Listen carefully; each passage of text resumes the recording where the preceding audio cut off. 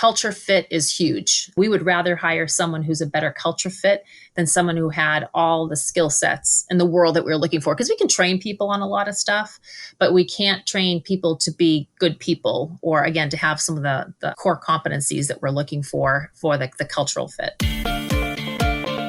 Welcome to Breaking Money Silence, a podcast series aimed at helping all of us talk more openly about money. Your host, Kathleen Kingsbury, is a wealth psychology expert who is doing what she does best, speaking about taboo topics. International speaker, author, and founder of KBK Wealth Connection, Kathleen understands money and our relationship with it. Now, here is Kathleen. This episode is sponsored by Plan Well, Be Well. Plan Well, Be Well is a place that connects your financial well-being to your personal well-being. It's a place to inspire and learn, to define your aspirations, to begin articulating what well-being looks like for you, and a place to provide the financial tools needed to achieve your financial goals and live your intended life. Because when you plan well, you can be well, now and in the future. To learn more, visit planwellbewell.com.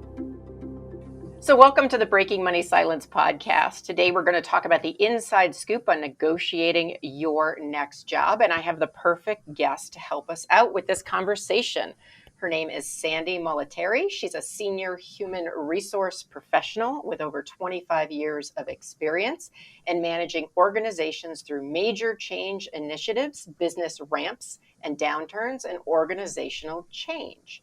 She brings a combination of strategic and tactical skills to any organization, along with exceptional collaboration, communication, and problem solving. She happens to have an MBA, but even more importantly, she has 3 dogs, loves to snowmobile, and volunteers at a local animal shelter. Welcome, Sandi, to the call. Oh, thank you. I'm glad to be here today. Yeah, I'm super excited to talk about this topic because you have a perspective that I don't have to bring to our listeners, and that's working from the inside as an internal recruiter. So I know we had an opportunity to get to know each other a little bit, and I want you to tell the listening audience why you are so passionate about the field of recruiting. So I've been in recruiting, human resources / recruiting for, I'm going to say 25 plus years, because when I really did the math earlier, I was like, ooh, there's a 3 in front of that number. Let's just say 25 plus. That sounds nicer. And I looked back over my career, and I've gone back and forth between being HR generalist to recruiting. And they are all part of the HR function, but they are different. And not everybody likes talent acquisition / recruiting. Some people like employee relations. Some people like the benefits, the administration side of HR.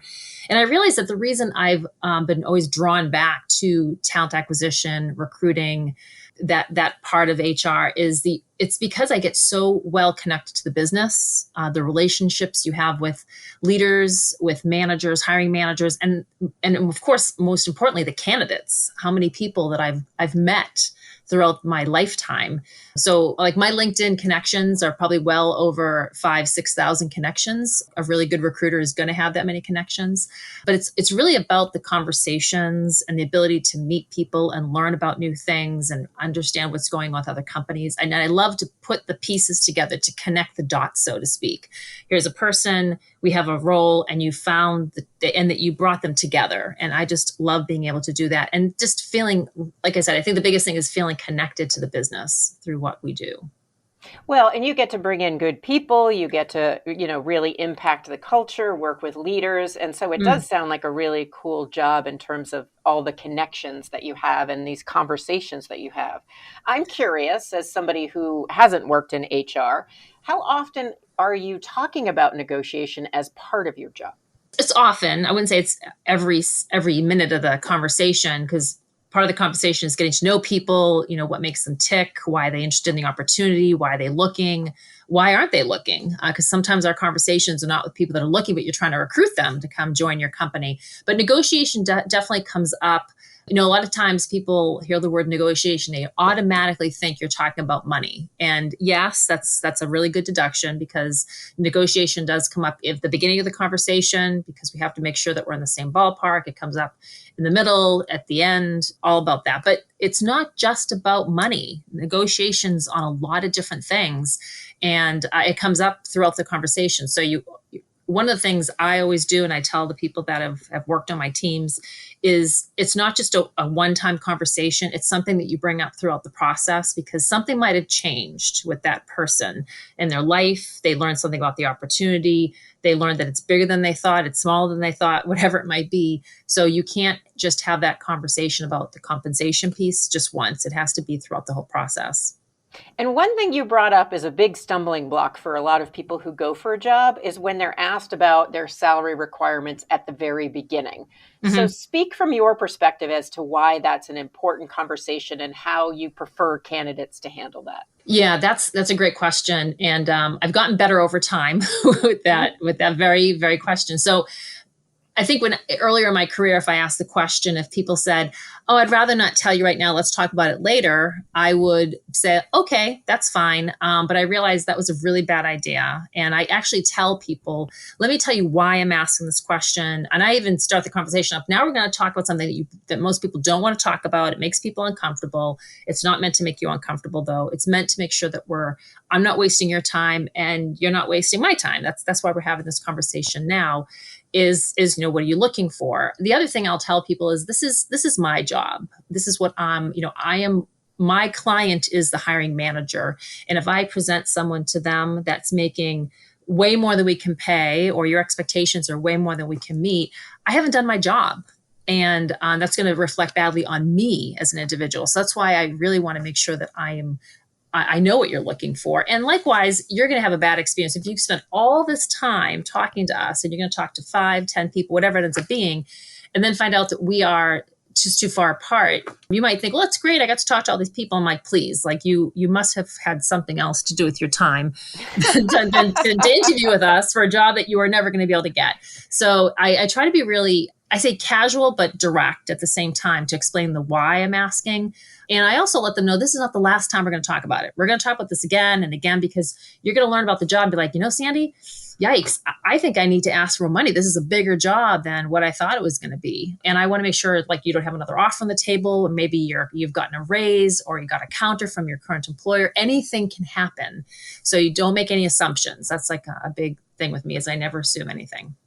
Well, what's interesting, Sandy, and what I'm curious about, if I was a candidate going into a company and I was asked that question and somebody didn't proactively, the talent acquisition person didn't proactively explain to me why they needed to know, is it okay for me to go, can you tell me a little bit more about why you need to know at this point in the process? Or would that question be a turnoff?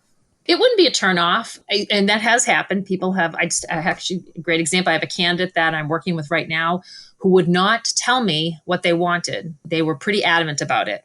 So, we could have stayed on the phone all day going back and forth about our reasons for why we need to know or don't want to share. So what I compromised, and I said, okay, you know what? I'm going to have you talk to the manager, one conversation. And then you and I are going to have a follow-up conversation, because now you can have a better sense of what they're looking for, what the role entails. You'll have a chance to ask questions. And if the manager's not interested, great. And we want to take the next step, we'll do that. But you and I agree that I won't be able to do that until you and I have a conversation about compensation. And they agree. They said, yes, that's a fair compromise. Okay. And I'm fine doing that. But then that means I have to be on my toes and keep myself organized to know that, okay, I didn't get compensation from this candidate, but I got it from this candidate. So you definitely have to be very organized. And it's about relationships and trust. And again, explaining yourself. You can't just say it's because I need to know. Tell them why and give them a valid reason, and that they trust you to know that just because you've given me a number doesn't mean that's what I'm going to hold you to, because you have the right to change your mind. It's just want to make sure we're in the same ballpark. That's what I usually hone in on. Well, and I want to highlight that you have the right to change your mind. Some people feel they'll be totally locked into that amount. And as you're even describing negotiating with this candidate just around whether they're going to share salary information, you negotiate a lot. It may just not always be about the salary, because that in itself is a negotiation. Right, exactly. So in this process, and I understand over the years you've held different positions, but what have you learned about candidates when they negotiate, in terms of, is there a gender difference? Is there a generation difference in how people are negotiating and how successful they are or not? I've certainly read articles about this too, but from my own personal experience, I don't have any stats on this for my own experiences, but just looking back, every time I have extended an offer to most male candidates, they counter. Now, not all. And it's interesting because I extended an offer to somebody and it was a male candidate and they didn't counter. And I went back to the manager to say, hey, so-and-so accepted. They're like, you mean they didn't counter? And they were really disappointed that they didn't counter. And I was like, what? You want to, okay, they accepted the offer we gave. It's a great offer, but they were expecting that candidate to counter. Likewise, I have certainly seen females counter, but not as often. They tend to accept what I've offered them more often than pushing back on that. The generational differences have been different. It's not always about the money. Sometimes it is, but it's less about the money and more about flexibility and what kind of benefits do we have. And they're more in tune with the work-life balance that they're going to have, at least today's generation, and who they're working for and what value they're really going to be bringing to the company. And sometimes, in some cases, the title that they're going to have and really where does that put them in the organization. So money is still important, but I do find that there are differences between what people are looking for and also what attracts them to our website, what attracts them to our company is different by the generations as well. Interesting. I just coached a Gen Z on getting a raise, a different firm than the firm that you work with. And one of her big things, and she ended up being victorious, was she definitely wanted a title upgrade. And so we spent a lot of time talking about that. And I think she was more thrilled with the title than she was with the additional money that she negotiated, to be honest with you.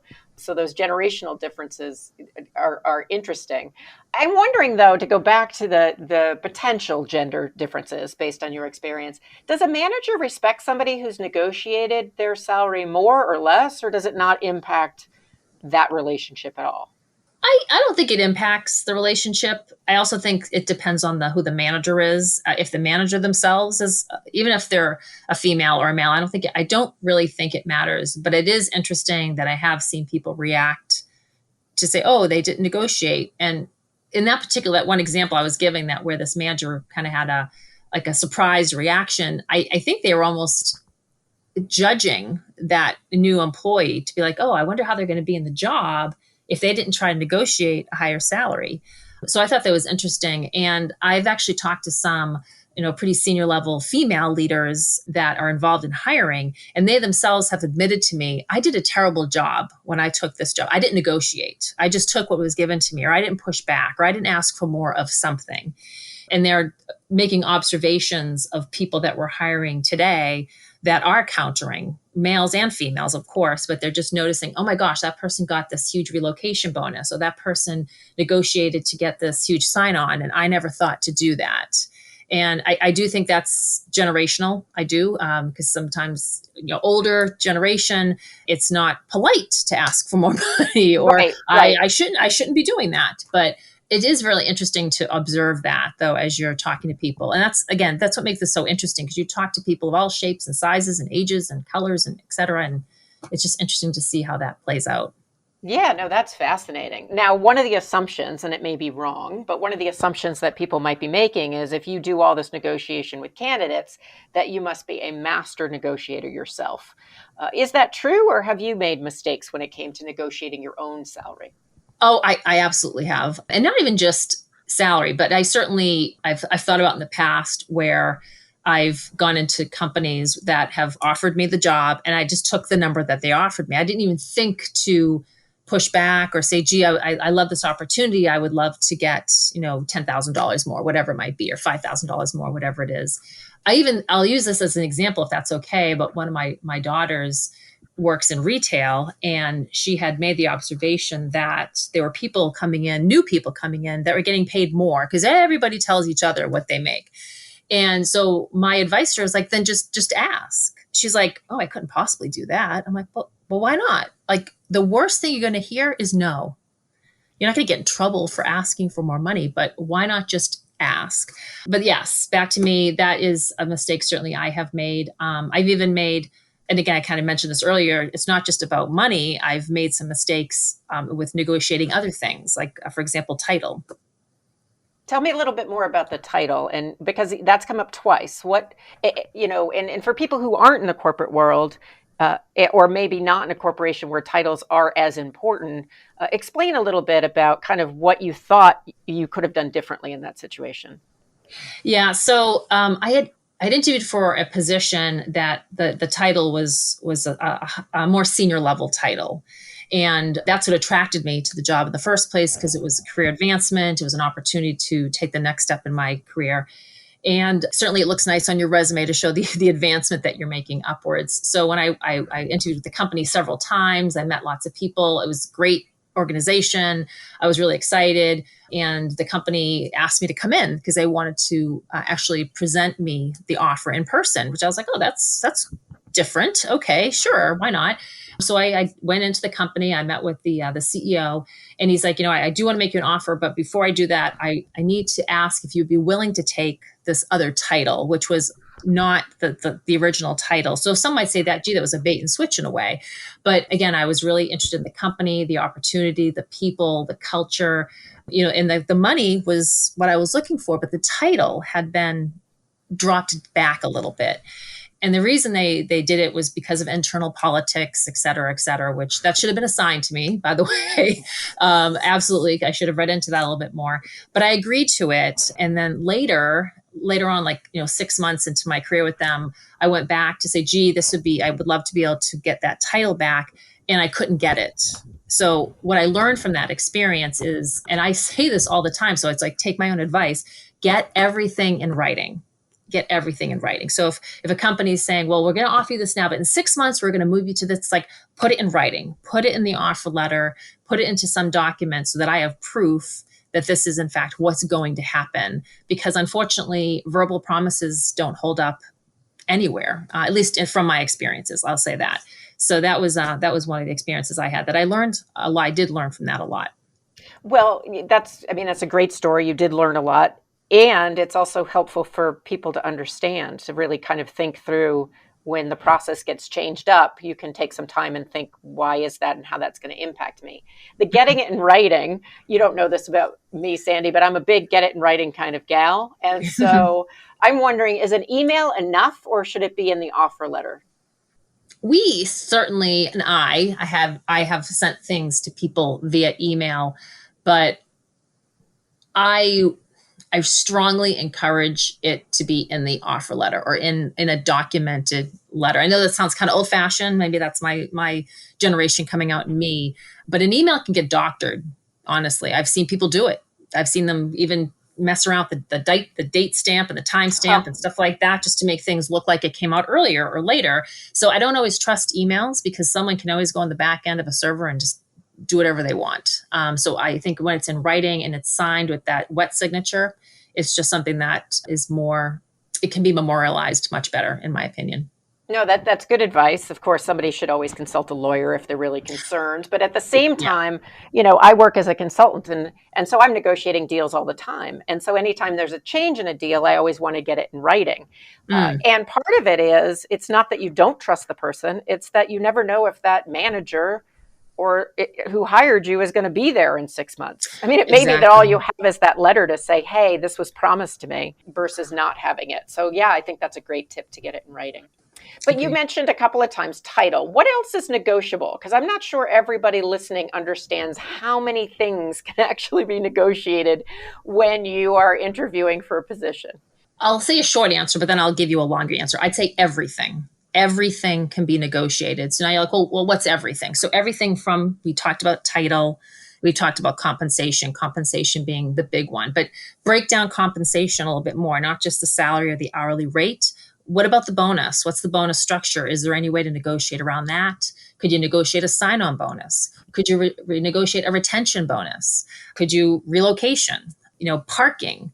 Think about all those kind of things. The other thing is even benefits, some of the benefits that you might be getting, you might be able to negotiate into that, like your PTO or your vacation accrual. You might be able to also even negotiate extra time off, even if it's unpaid. I know a lot of people like, I really like to take off 6 weeks of vacation a year, even if 2 of them are unpaid, but I just need to know that the company is going to let me take that time off. I've seen people do that. Training and education. A lot of companies do have that benefit, but some companies don't. So negotiating to have so much money per year allotted towards your training or education. You can also, if you're leaving a company that you're going to owe tuition back to, you can negotiate with your new company to say, hey, give me a sign-on bonus to pay back my old company. So that's something else that can be negotiated. Even if you were on Cobra for your last company, you had to pay. That's not cheap, obviously, but you can negotiate your new company to help reimburse you for that expense. And then even what you're doing. Even I've seen people negotiate the job description to say, I'd really like to have more exposure to X and have that be part of my job. So we've actually changed up the job description. And then even, which is big right now, is where you work. Are you hybrid? Are you remote? Are you in the office? Et cetera. So everything, hopefully that gives you even start date, like negotiate your start date. Like, gee, I can't start in 2 weeks. I want to take a week off in between. All that stuff is all negotiating. I wish I had known you when I was negotiating jobs earlier in my life.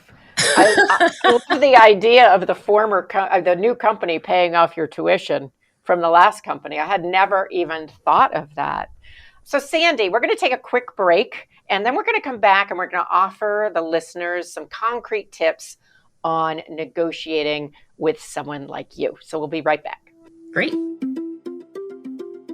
You know that negotiating your fees and getting paid what you're worth is emotional business. And I know how to help you become a rock star negotiator.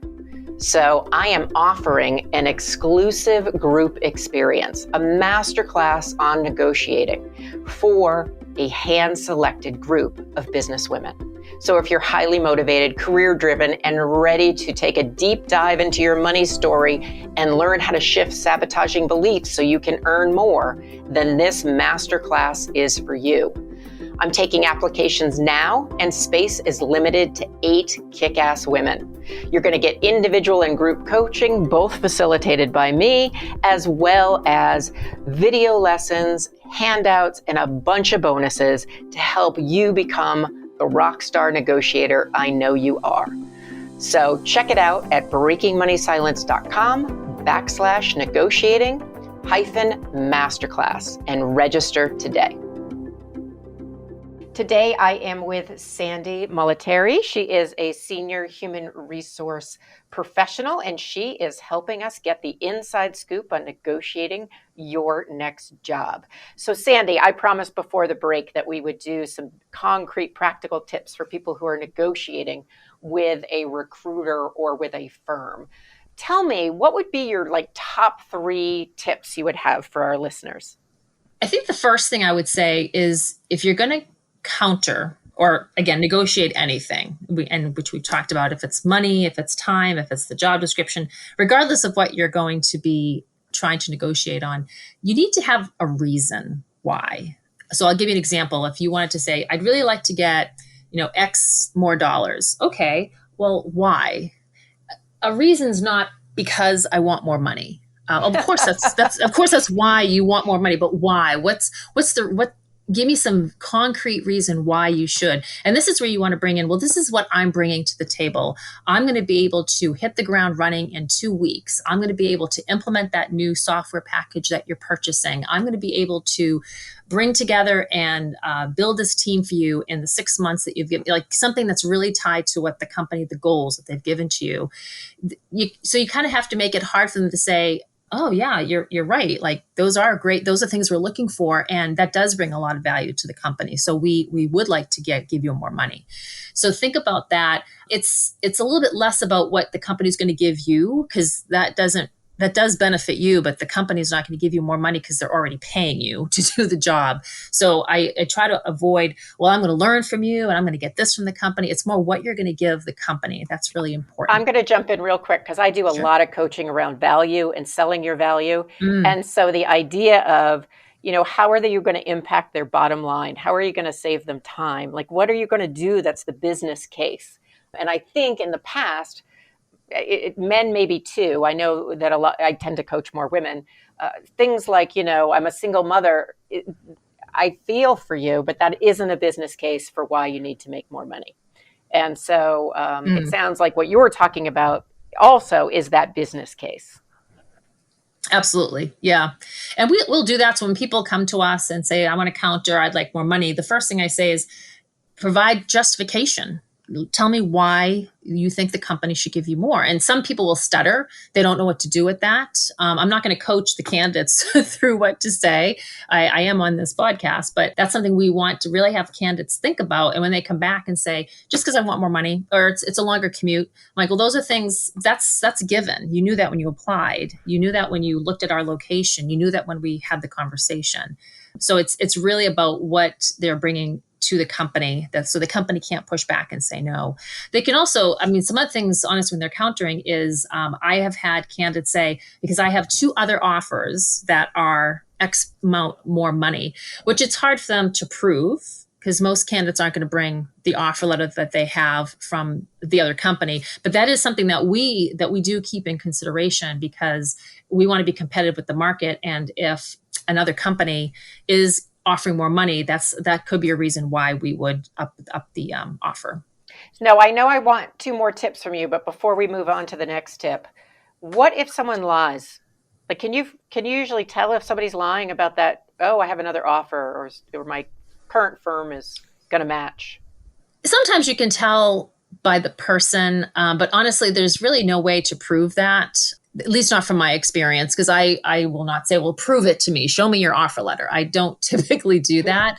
But I do hear from other people like, oh, I have to make a decision on this other offer. So I need to know if you guys are interested. 9 times out of 10, I don't think they do have the other offer. They're just trying to get us to move faster and to make a decision and to present an offer if that's what we want to do. And you also, and the other thing that's different today is, you can't ask people what they make, at least not in Massachusetts. That's a law, and that's prevalent in other states too. But so when you're asking people what they make, you're like, okay, that's great. That aligns with what we want to pay. And I actually like that change, to be perfectly honest with you, because now we're not basing it on maybe what your last company was paying, et cetera. But I guess the short answer to your question is no, you just can't tell necessarily. There's no way to prove it, at least in my opinion. It's all based on the relationship, because sometimes I'll call people out. I'm like, really, where did this offer come from? Because yesterday you didn't have one. And I've asked you throughout the whole process if anything's changed or if you're interviewing someplace else. That's a question I ask all the time. And people will say, oh, no, I don't have anything else going on. I'm really focused on, your company. And I'm like, oh, that's great. And then all of a sudden an offer comes up. I'm like, where did this come from? So it's just interesting. Yeah, no, I think it's interesting. I tend to really encourage people to be authentic and honest, not at your disadvantage, right? Because I'm representing the candidate, you're representing the firm. But, playing those games sometimes can really backfire for you. So what are the other 2 tips? Because the first one is have a reason why you want more money. What's the next one?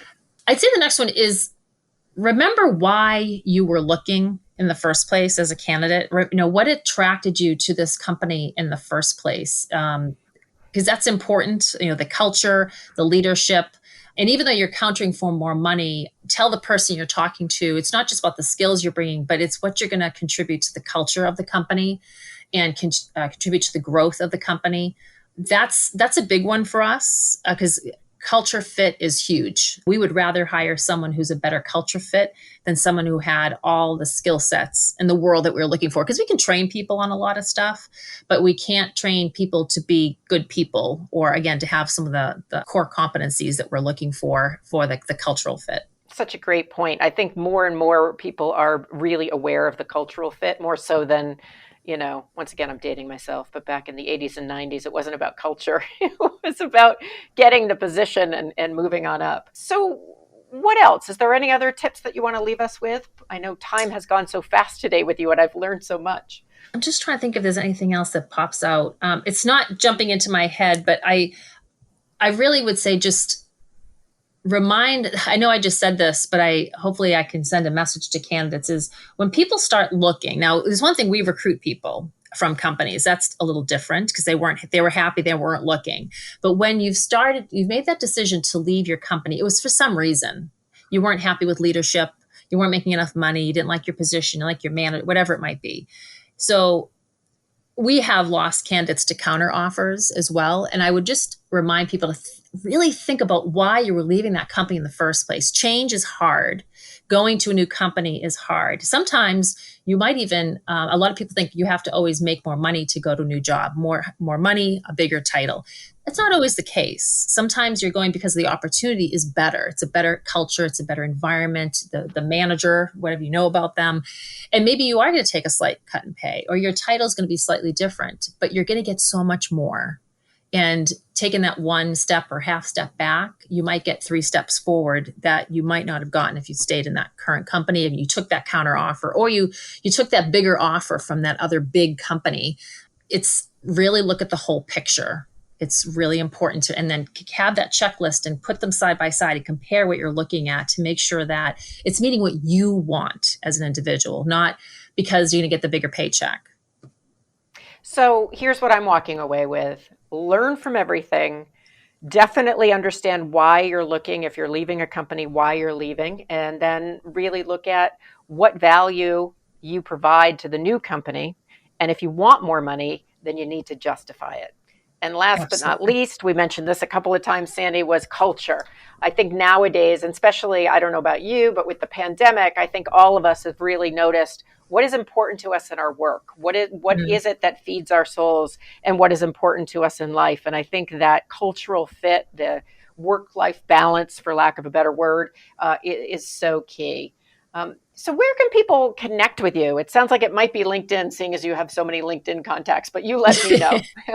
Yeah, LinkedIn's great. That's a great way to get to, if you want to read more about me, see my background, kind of follow my professional career. And absolutely, connections, I welcome them because our paths may not cross directly, but indirectly. I also act as a conduit to other connections that I have. I have a lot of people that say, hey, I see you're connected to this person. Could you introduce me? I'm like, absolutely. I love introducing people. So please feel free to reach out to me on LinkedIn. That is a great offer. And Sandi, it's been so fun to chat with you today and to get the inside scoop on negotiation. Thanks for breaking money silence with me. Oh, thanks for having me. This episode is sponsored by Plan Well, Be Well. Plan Well, Be Well is a place that connects your financial well-being to your personal well-being. It's a place to inspire and learn, to define your aspirations, to begin articulating what well-being looks like for you, and a place to provide the financial tools needed to achieve your financial goals and live your intended life. Because when you plan well, you can be well, now and in the future. To learn more, visit planwellbewell.com. Thank you for listening to Breaking Money Silence, hosted by Kathleen Burns Kingsbury, a wealth psychology expert, author, and founder of KBK Wealth Connection. If you like what you heard today, be sure to subscribe on iTunes or your favorite podcast app and leave a review. Also, share this episode with your friends and family. It is a great way to get the conversation started. For more money talk tips and information, or to hire Kathleen to speak at your next event, go to www.breakingmoneysilence.com.